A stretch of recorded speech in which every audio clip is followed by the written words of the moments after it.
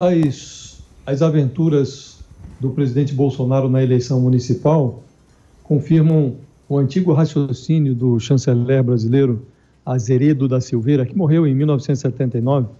Segundo esse diplomata, o Silveirinha, como ele era conhecido, tem gente que atravessa a rua para escorregar na casca de banana que está na outra calçada. Foi precisamente o que fez o presidente Bolsonaro ao abandonar a ideia de ficar longe do primeiro turno da campanha de 2020. Depois de escorregar em cascas de banana, que poderia ter evitado, o presidente tentou se fazer de desentendido. Ele correu às redes sociais para apagar a lista dos seus candidatos preferidos. O diabo é que a internet não tem borracha. Então, de todos os vexames que as urnas impuseram ao presidente Bolsonaro, o mais constrangedor foi o de São Paulo. Ali o Bolsonaro afundou, abraçado ao Celso Russomano.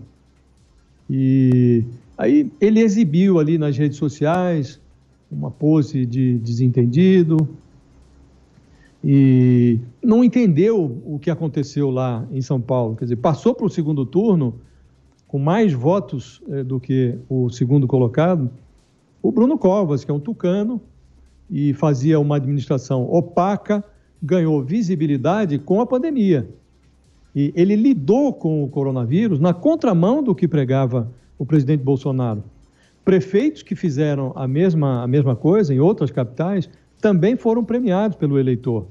Então, isso é uma evidência de que o discurso do presidente contra o que ele chama de turma do fique em casa perdeu o prazo de validade.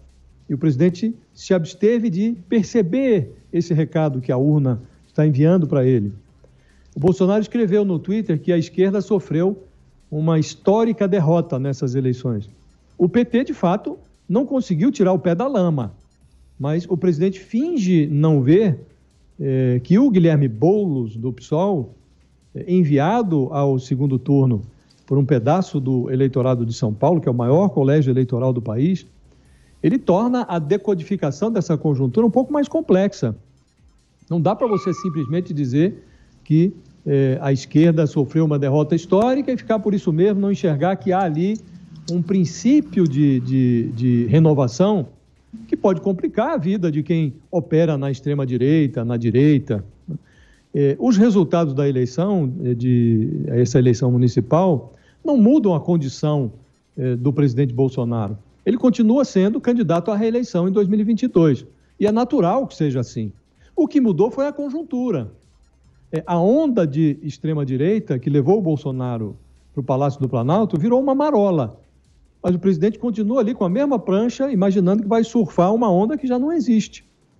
Ele precisa entender que, para ser reeleito, ele vai ter que expor resultados, vai ter que levar resultados à vitrine. É mais ou menos o que está acontecendo com os prefeitos agora.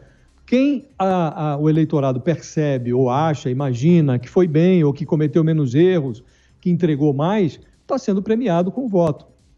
A mesma lógica vai acontecer com o presidente Bolsonaro, só que, em vez da agenda municipal, o que vai ser cobrado dele é a agenda federal, sobretudo na área econômica, em que não há grandes resultados na vitrine até agora, com 2 anos quase de mandato. Ou o presidente percebe isso, ou ele corre o risco de se decepcionar nesse seu projeto de reeleição. Então, mudou a conjuntura. A sorte do Bolsonaro é que até aqui tem muita gente falando no centro, dizendo que o eleitor tem hoje uma visão mais de centro, mas não há nenhum candidato em cena para informar como se chega a esse centro.